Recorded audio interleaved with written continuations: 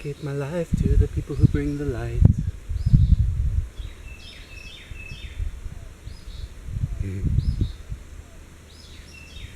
Well, ran out of space. Really? So we'll call this part 2. I left off right when I started talking about Abraham.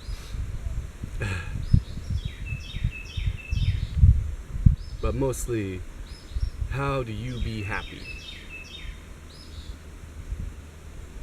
So I started figuring it out. I started thinking, this is my fondest memory. So let's try to think of a memory that evokes even more joy in you. And for days, I thought of the fondest memories. And I kept coming back to one specific one. A day on the beach in Mexico.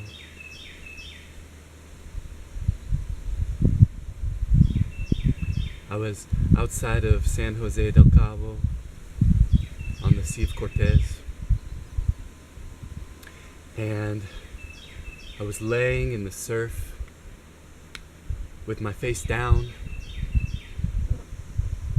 And I was watching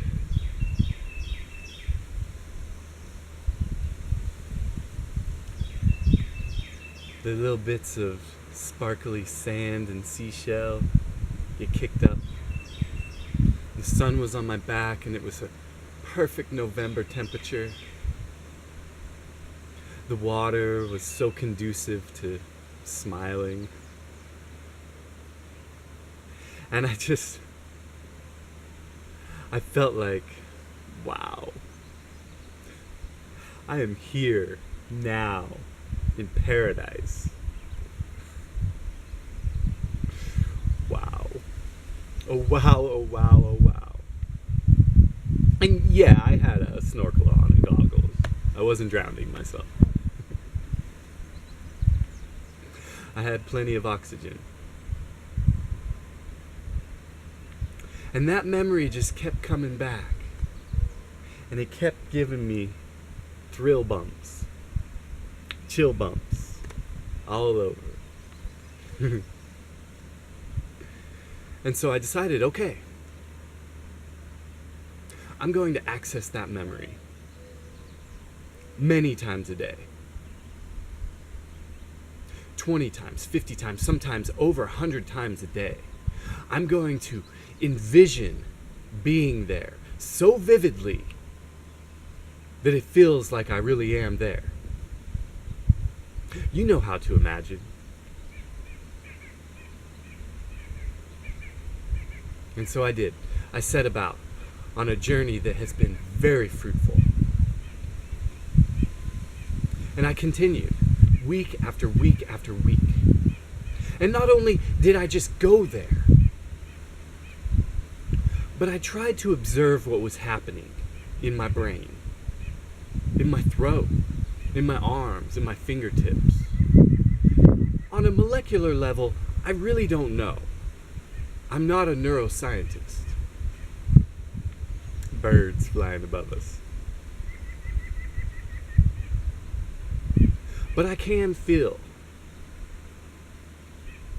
I can feel what this is like and what's that like. So I went there, day after day after day. And along with that practice, I asked my brain, can we be friends? I really like you. I love you. I want the best for you. I want you to want the best for me. My soul, my body, this lovely temple.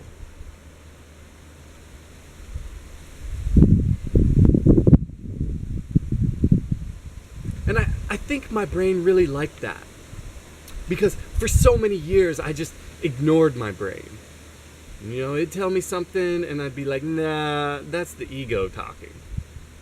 Well, maybe it was.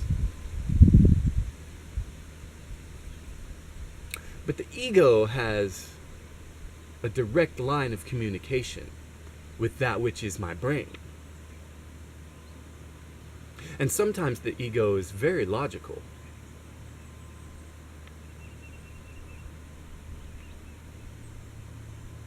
I want that open communication. I want an open dialogue between my heart and my brain, my eyes and my brain, my fingertips, these magical wands. Let's open to each other. Let's be open with each other. And so I started a dialogue with my brain. It may sound weird. Okay, it sounds weird. But we all have that mind chatter going on. I just stepped it up a bit. Said, hey soul, it's nice to meet you. I'm Brain. I think my brain really liked that. It really appreciated that. And we still butt heads, as it were. But not much anymore. And so after perhaps 2.5 months of imagining my best, fondest memory,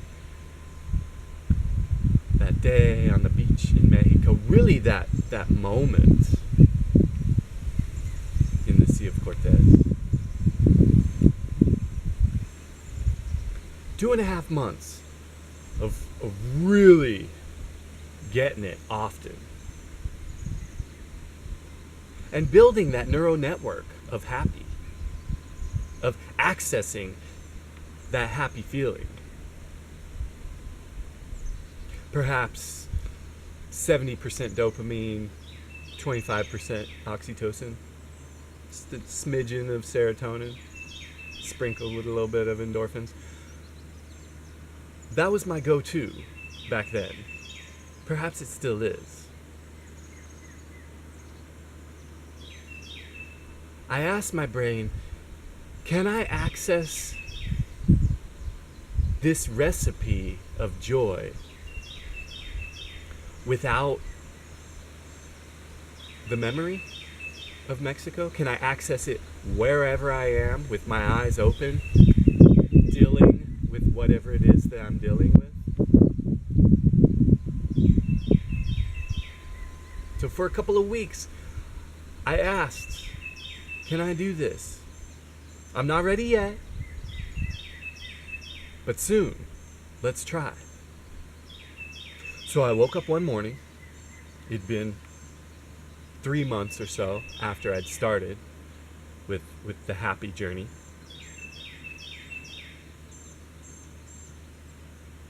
And I said, Brain, I think today's the day. Brain said, well, I was ready 2 weeks ago, but whatever. The lightning speed of the brain. Okay, alright, okay. I give up. I give in. I will allow us to dance. And so, maybe about 1 o'clock that afternoon, I tried. And I was floored. I couldn't believe it. Of course it works. Why wouldn't it? Okay. It's very short-lived. I've learned since that it's not that I'm giving myself a tiny dose, but it's that my reuptake is quick. It's a funny word, reuptake. All right. Well, it's so that your reserves don't get depleted. Your fully stocked kitchen of ingredients and supplies don't get depleted.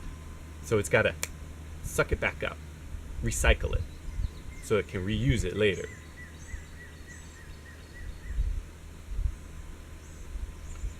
And for a couple of years now, I've been accessing that happy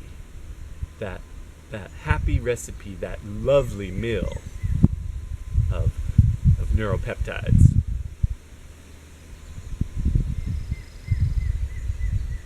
And I've discovered that along with my go-to, mostly dopamine,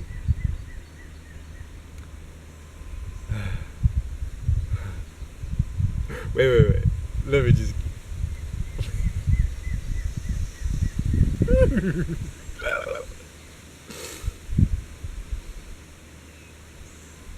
I don't have to make the facial expressions, but I find that it's helpful.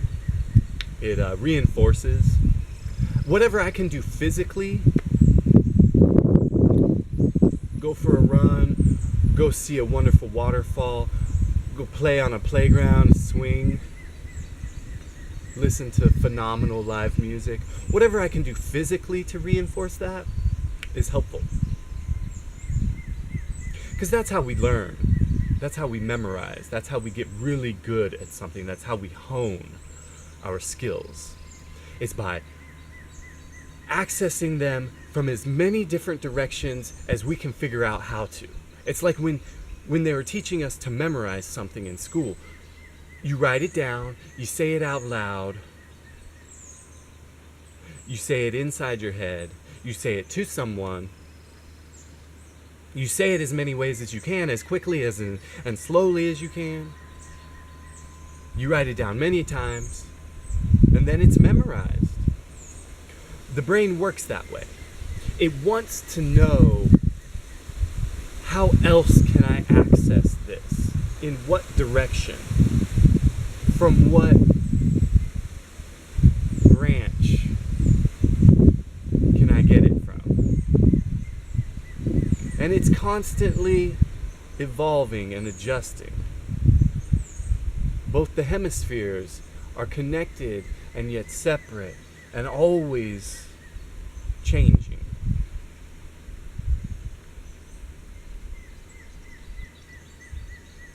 I've noticed that I can access it all day long. But I've also noticed that if I access it pretty close to the time that I want to go to sleep, it's a little difficult for me to fall asleep. So that says to me that part of the recipe that I enjoy so much has an energy boost, a pick-me-up. Kind of like a shot of espresso, and sometimes it's like a triple shot of espresso. And I thought on a recent road trip, I'm getting a little tired. Been driving for 14, 15 hours now. I need another hour before I'm going to lay down, before I will be to a place that I can sleep. Wait a second. What if I access my happy right now? What if I access that recipe that I know has a lot of energy in it? Okay. All right. How about a triple? Okay. I think I'm good to go. Another hour and a half. And then that night, and it worked flawlessly. Yeah. And that night, I said to myself, well, if I can have that in my bag of tricks, then I probably need a sleep aid as well. A sort of melatonin. A dream aid. And so, I set about that. And within 2 weeks, done. And I have no doubt that I'm going to have a whole menu of joy, maybe 30 different highs, that I can adjust and I can switch off. I can eat something else whenever I feel like it throughout the day. Why? Because The external world is throwing stuff at us all the time. And I need to dance with that. I need to adjust for whatever it is.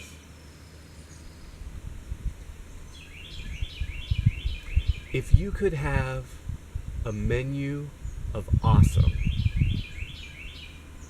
that was 30 different highs, would you?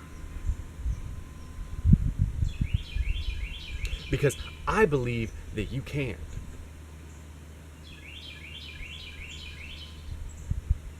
And from what I've experienced, the most difficult part about it is believing that you can. And that's really the trick to life, right? Believe. Whatever we believe in, we get.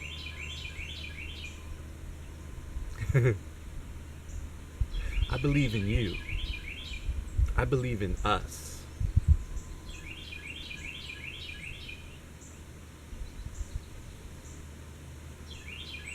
One day last December, I was having a really good day. I woke up, started feeding myself dopamine. Yes, yes, yes!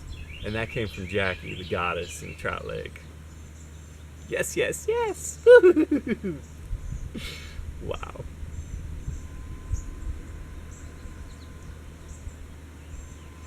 After about 6 hours of this day just getting better and better, I was just building on the last one, higher and higher and higher. After about 6 hours, I said to myself, are you going to be depleted tomorrow? That made me laugh. I thought, what? Really? Like they say whenever someone takes MDMA, that opens the floodgates of serotonin. It's what makes us feel so good when whoever does it. And yet, the next day, and perhaps for 3 days afterwards, no matter how awesome of an environment you're in, don't feel so good. It's because our reserve of serotonin has been depleted to the point that it's gone. The reuptake was inhibited. And so I thought, am I going to have a hangover tomorrow? The thought actually came. Sunshine. Okay. The thought came. Should I stop?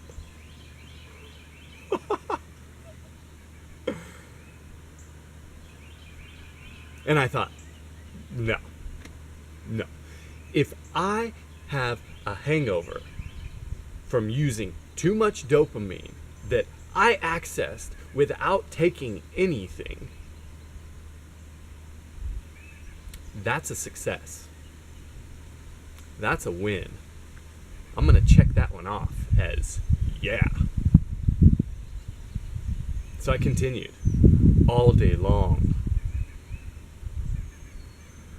It was 12, 14 hours, maybe more, of just building on this high. I was floating. I mean, I was, as it were, euphoric. If I knew how to levitate, which I'm working on, I was doing it emotionally and mentally and spiritually. I was flying high. Feeling no pain, feeling no way. I was Irie, man. Yeah. And laying in bed that night, I said to myself,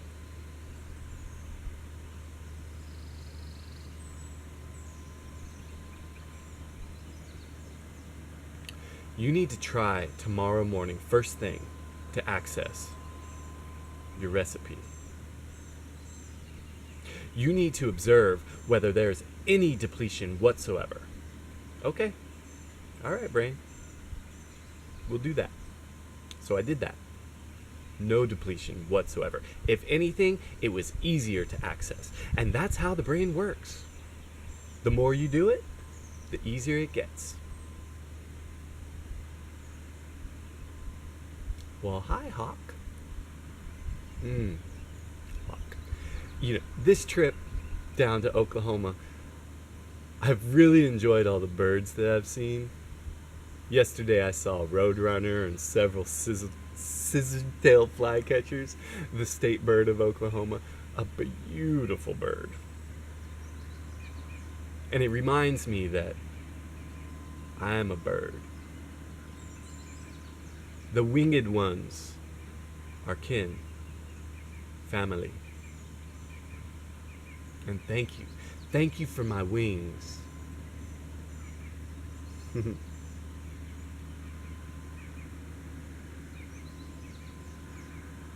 Along with my menu of joy,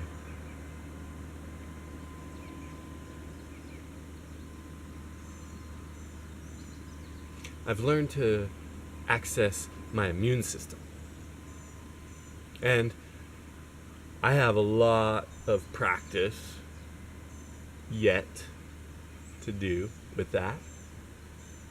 But what I've noticed so far has been very encouraging. And imagine healing through the love of the heart, the vibrations of the heart, through the thoughts in the mind. We've known that we could do it for perhaps millennia.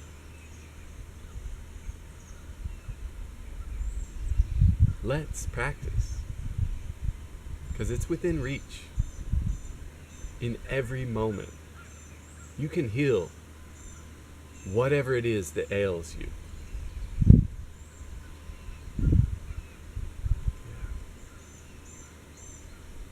A dear friend asked me, "Can you access my happy?" And I thought, well, I'm learning to teach others how to access their happy. Yeah. And she said, no.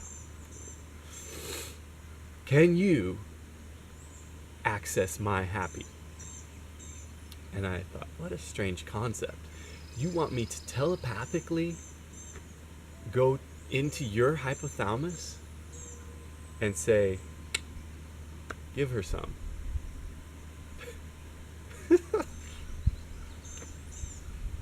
All right. It sounds weird, but I'll try. Sure, I'll try. Oh, I'm reminded of Yoda. Do or do not. There is no try. So I did it. And she told me for a couple weeks, she was getting a lot more surges of happy than she'd felt in a long time, which was encouraging. Now, personally, I don't want to go into your head without permission. I figured out when I was maybe 12 that my psychic abilities are pretty powerful. But I don't want you in my head.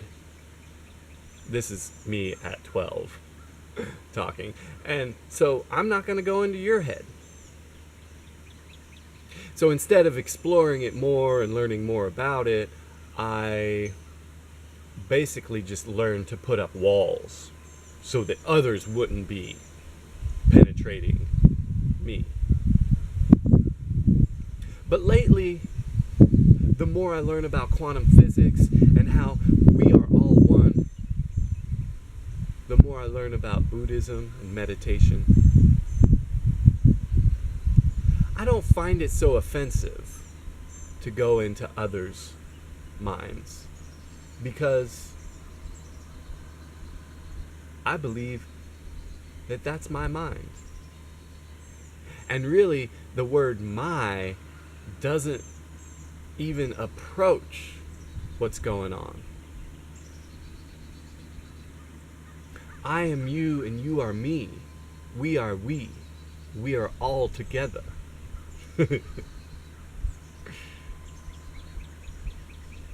So, if I go into your head and you say, no thanks, get out, I will respect that. I will. But imagine, years from now, perhaps 1,000 light healers who are very well versed with their heart and with their mind, with their soul and with their eyes.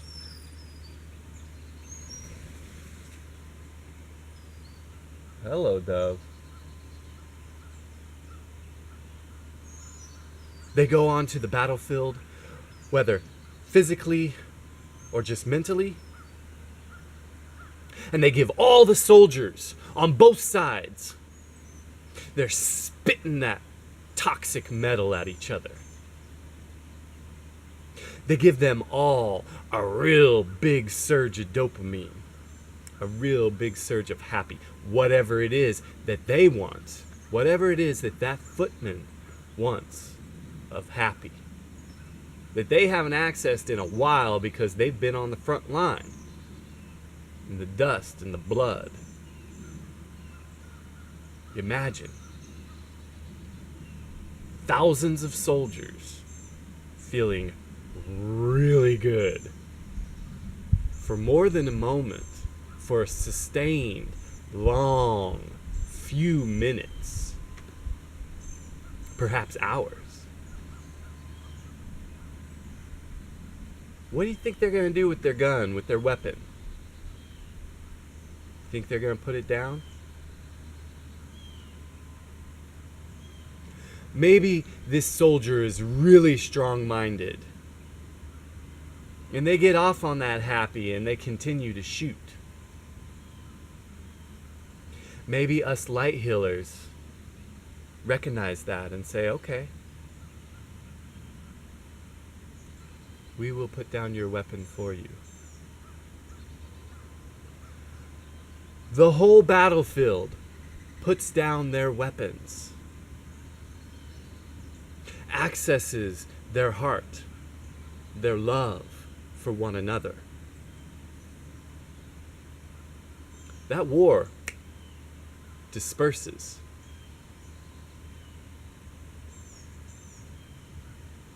Then, perhaps even a more difficult trick.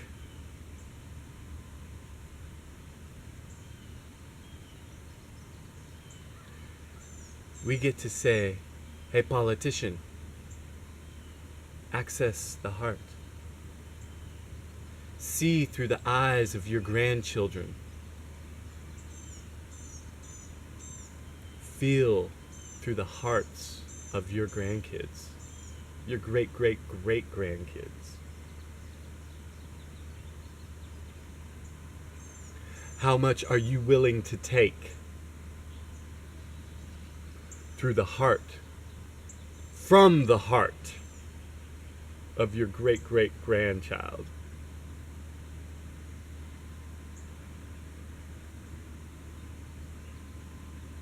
What kind of legislature is going to be passed in those days?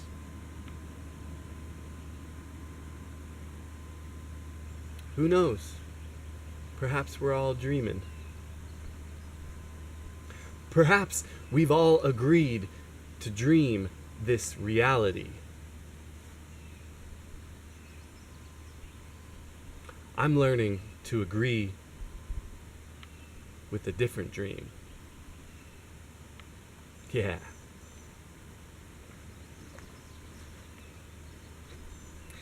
Well, I dedicate my life to the people who bring the light, to help them rise above the scam on the land and their lives in 'em.